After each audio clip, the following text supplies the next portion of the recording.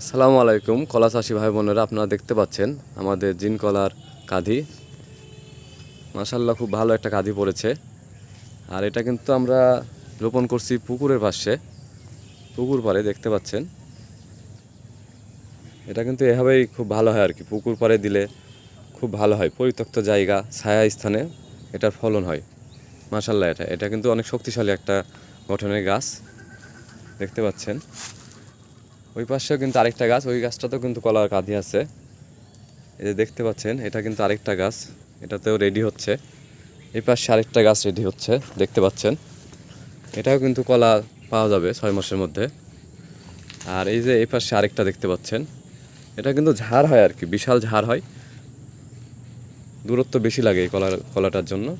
আর এই যে ওই পাশের এই সাইডে এই যে কলা দেখতে পাচ্ছেন, আরেকটা দেখতে পাচ্ছেন, এই পাশে কিন্তু আরেকটা কলা পড়ছে একই ঝাড়ে, কিন্তু একই ঝাড়ে দুইটা কলা।